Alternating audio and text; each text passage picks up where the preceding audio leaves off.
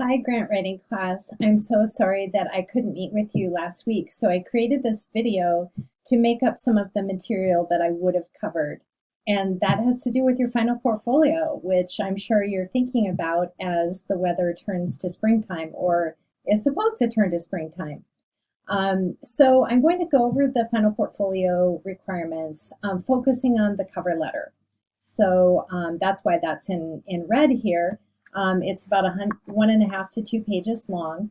And you'll also include at least one sample memo and then any other documents that you want to include to support the argument that you make in your cover letter. And then everybody is going to include their grant proposal or equivalent as the main project in the final portfolio.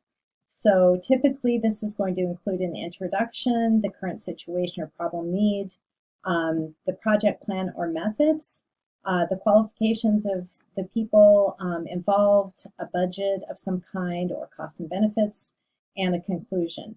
But if your RFP is a little bit different, you'll include that. Or if it's a very different kind of project, you've talked to me and I know it will look different. Alrighty. So the cover letter. This is the introduction to the portfolio. In this letter, you're going to focus on three things.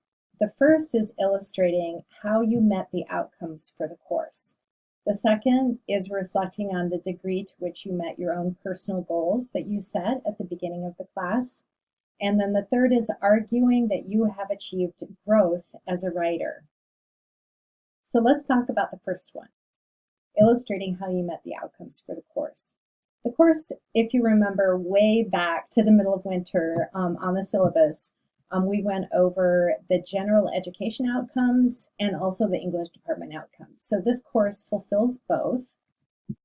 The general education outcomes that it fulfills have to do with the communication learning outcome. And that states students will use a variety of modes, particularly written, oral, artistic, and visual, to do these following things. But I just want to pause here. Although we have focused a lot on written materials, we also have done a number of oral activities in class. So you have given, for example, an elevator pitch of your proposal. You have argued for your project to a group of funders made up of your classmates. You've even done some artistic things with design, so all the 4 elements of design, or even the work that we did with color wheels and writing a poem using some complementary colors. And then visual elements, of course, all of your written documents also have a visual component, and then you'll have a presentation at the end of class as well that can illustrate that.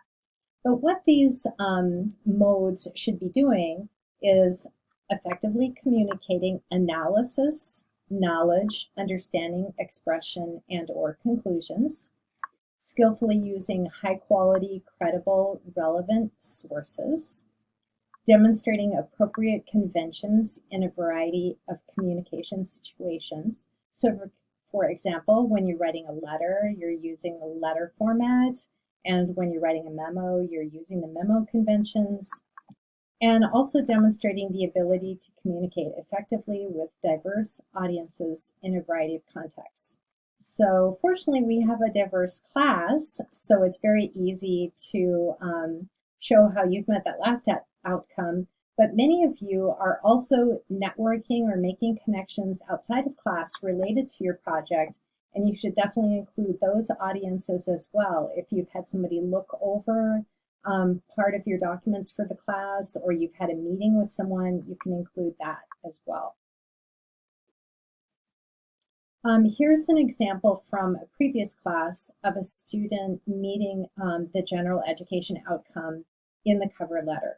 And so here's a little quote from TW. I have demonstrated my ability to address different audiences, including a diverse classroom audience, for the hypertension paper and poster, and a scientific audience for my final project proposal. These experiences demonstrate my ability to communicate in multiple situations and to a variety of audiences as the context dictates. The other outcomes that the course meets are English department outcomes, and there are two specifically that we connect to this class. Outcome 4 states English majors will plan, document, revise, complete, edit, and present a research project on time and within the constraints of the project. And outcome number 7 says English majors will develop professionalism exhibited in such qualities as self-direction, cooperation, civility, and reliability. Here's how one student met English department outcome 4. I met outcome 4 on research projects by conducting research on renewable energy and its benefits to Puerto Rico. I used a plethora of academic journals, grant sites, and Puerto Rican websites to enhance my final project. The other thing that the cover letter should do is reflect on the degree to which you met your personal goals.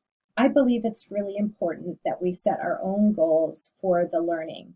It's up to the professor to make sure that the course outcomes are met, but it's important to you that you continue to grow personally and professionally. So this reflective piece, I believe, is a really important part of the cover letter. Here's an example. My first goal was to better understand the vocabulary in grant writing.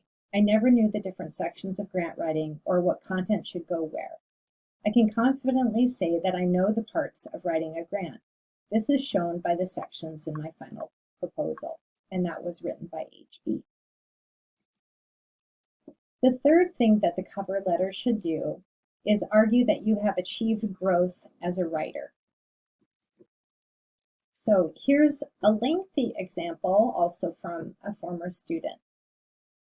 I achieved growth in general education outcome B by improving my use of sources significantly between the draft of the current situation that I workshopped in class on April 15th and the final proposal in this portfolio, using the feedback I received in peer review.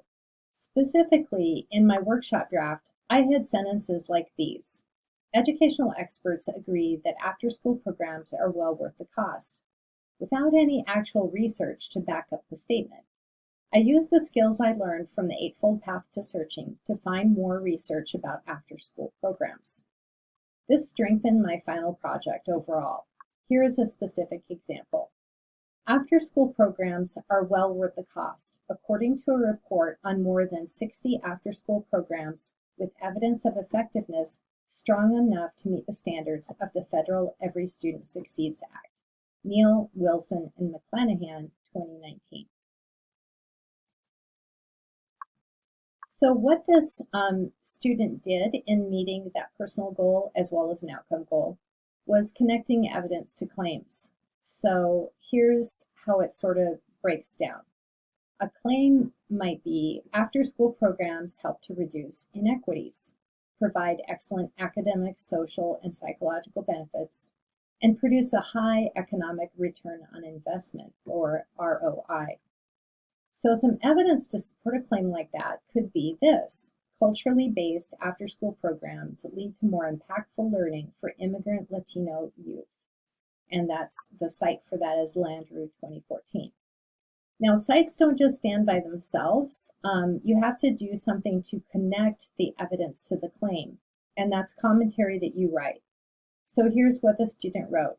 Immigrant Latino youth in Minnesota currently do not achieve at the same level as other youth. By creating this kind of after-school program, we may be able to reduce inequity. So different people would write that commentary in different ways, but this is one example of doing that. So in order to prove that growth in writing, make sure that you do have evidence and research to back up what you're arguing for. So just a quick review of the proposal genre. It has an introduction, current situation, a plan, qualifications, costs and benefits, and a conclusion. And an actual RFP might look something like this. So the abstract, we have practiced writing, and that could be one of the examples you put in your portfolio. And then in red, I put how the basics of a proposal correspond to different parts of this actual RFP.